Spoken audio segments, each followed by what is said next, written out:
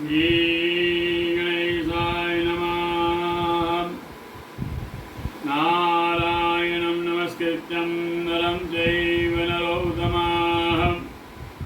देवी सरस्वती व्यासं ततो जयमुदीरये।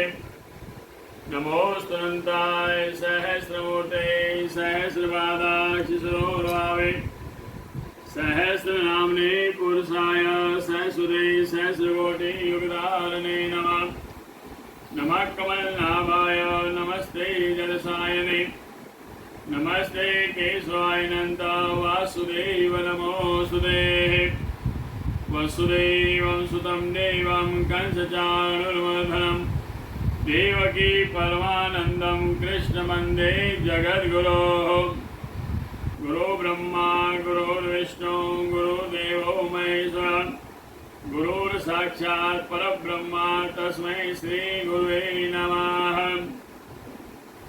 अथ श्री चैत्र शुक्ल पक्ष एकादशी व्रत कथा प्रारभ्यते। सुत उवाच। सूत जी बोले कि देवी की नंदन वसुदेव का पुत्र जो कृष्ण हैं उनको नमस्कार करके मैं महापातकों को नाश करने वाला व्रत कहता हूँ। भगवान श्री कृष्ण द्वारा नाना प्रकार के पापों को हरने वाली एकादशी के महात्म्य युधिष्ठिर से कहे थे। 18 पुराण से छांटकर नाना प्रकार की कथाओं द्वारा 24 महात्म्य कहे हैं। उनको मैं कहता हूँ, हे ब्राह्मणों सावधान होकर सुनो। युधिष्ठिरो वाच। राजा युधिष्ठिर बोले कि हे वासुदेव आपको नमस्कार है। चैत्र के शुक्ल पक्ष में जो एकादशी होती है उसका क्या नाम है और हे कृष्ण उसकी क्या विधि है, क्या फल है, सो विस्तार पूर्वक मुझे बताइए। इतने पूछने पर भगवान बोले, श्री भगवान वाच कि हे राजन तुमने बहुत ही अच्छा प्रश्न किया। इस पुरानी कथा को तुम एकाग्र मन से सुनो। वशिष्ठ मुनि ने इसे दिलीप से कही थी और दिलीप राजा ने कहा कि हे मुनिवर आप प्रसन्न होकर कहिए कि चैत्र के शुक्ल पक्ष में किस नाम की एकादशी होती है। तो वशिष्ठ मुनि बोले कि हे नरश्रेष्ठ आपने बहुत ही अच्छा प्रश्न किया। ये एकादशी अति पवित्र है, पाप रूपी ईंधन के लिए दानवाला है। हे राजन पापों को नाश करने वाली, पुत्र को देने वाली। इस कथा को सुनो। पहले मनोहर रत्न और स्वर्ण का रत्नपुरी में मत्स्य उत्तर पुंडरीक नामक राजा था। ऐसे वह शेष नागों से युक्त था। उस पुरी में पुंडरीक नामक राजा राज्य करता था।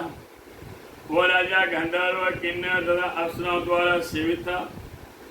ललिता नाम अप्सरा एक शेष अप्सरा थी और ललित नाम का गंधर्व। वहाँ ये दोनों स्त्री पूरा प्रतियुक्त होकर काम द्वारा पीड़ित थे।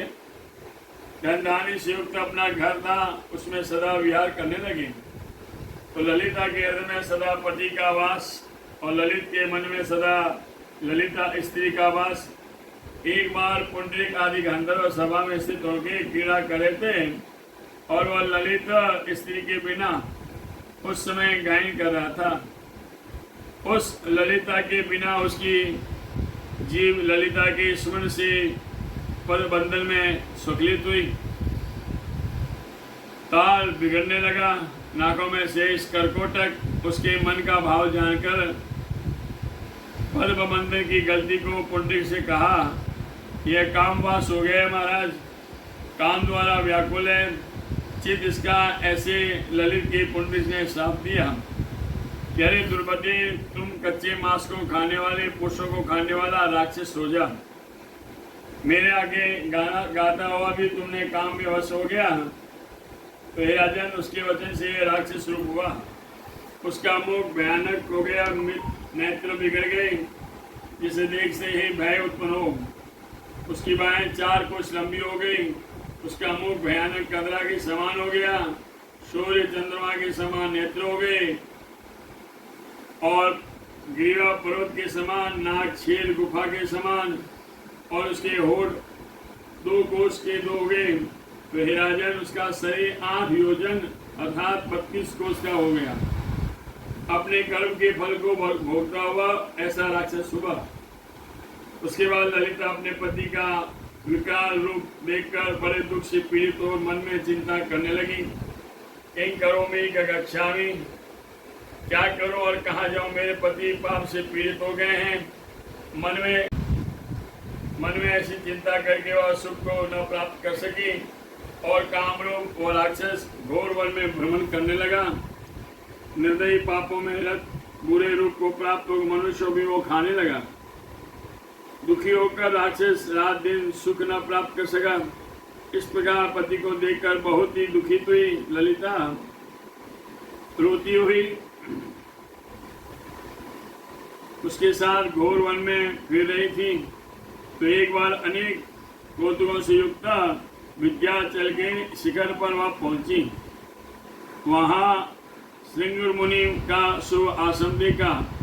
ललिता वहां से गिर गई और विनय से नम्र होकर स्थित हुई। उसे देखकर मुनि बोले कि हे सुबह, तू कौन है, किसकी बेटी है, यहाँ क्यों आई है, मेरे आगे तो सत्य बात का। तब ललिता बोले, हे महाराज, मैं वीर धनवा नाम गंधर्वी बेटी हूँ। ललिता मेरा नाम है, मैं पति के लिए आई हूँ। हे मामुने, मेरे पति श्राप के दोष से राक्षस हो गए हैं और भयानक रूप धारे हैं।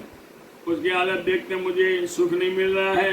हे प्रभु, इस समय मुझे शिक्षा दीजिए या प्रायश्चित बताइए। हे विप्र, जिसके पुण्य से मैं राक्षस योनि से छूटे। तो ऋषि बोले कि हे अम्बारो, चैत्र की शुक्ल पक्ष में जो एकादशी है इस समय आई है। इसका नाम कामदा एकादशी है। इसके व्रत को करने से मनुष्य की कामना पूरी होती है। हे बद्रे, इसका व्रत विधि पूर्वक मैं कहता हूँ। इसके व्रत का जो पुण्य है वही तो अपने पति को दे देना। उस पुण्य के देने से क्षण मात्र में उसका श्राप दोष शांत हो जाएगा। तो मुनि के वचनों को सुनकर ललिता हर्षित हुई। तो हे राजन, एकादशी का व्रत करके द्वादशी के दिन ब्राह्मण के सन्मुख स्थित होकर वासुदेव भगवान के आगे अपने पति को तारने के लिए ललिता वचन बोली कि मैंने जो कामदा एकादशी का व्रत किया है वह ललिता, और ललिता के इस वचन को पाप रहित होकर दिव्य देहधारी हो गया। उसका राक्षसपन जाता रहा। फिर वह गंधर्व हुआ और स्वर्ण तथा रत्नों के आभूषण धारण करके फिर ललिता के साथ विहार करने लगा। ये दोनों स्त्री पुरुष कामदा के प्रभाव से पहले से अधिक रूपवान हो गई और विमान में बैठकर शोभा को प्राप्त हुआ। तो हे राजन, ये जानकर इसका व्रत प्रयत्न करना चाहिए। लोगों के हित के लिए मैंने तुमसे कहा, यह ब्रह्मत्यादि पापों का नाश करने वाला, पिशाचोनी राक्षसोनी का नाश करने वाला, चराचर त्रिलोक में इसके सिवा और कोई व्रत नहीं है और इसके पढ़ने और सुनने से वाजपेयी यज्ञ का फल प्राप्त होता है। जय जय श्री वाराह पुराणे चैत्र शुक्ल पक्ष कामदा एकादशी व्रत महात्म्य। श्री कृष्णार्पणमस्तु। बोल कृष्ण कन्हैया लाल की जय। सुधर्मो दशकरञ्जलः एवं वदन्ति लोकानां यतो धर्मस्ततो जयः। तिथिवारं च नक्षत्रं योगं करणमेव च पंचांगम सुनते नित्यं श्रीगंगा स्नानं फलं लभेत्। आज आकर के ठाकुर जी चैत्र शुक्ल पक्ष में एकादशी शुक्रवार मग्गा नाम नक्षत्र कामदा एकादशी सर्वे सर्वा काल 12 शनिवार 13 रविवार प्रदोष व्रत 14 सोमवार पूर्णिमा व्रत मंगलवार मंगलम भगवान विष्णु मंगलम गरुड़ध्वजा मंगलम पुंडरीकाक्ष मंगलायस्तनो हरि। सभी भक्तों ने जय श्री कृष्ण भगवान कृष्ण कन्हैया लाल की जय।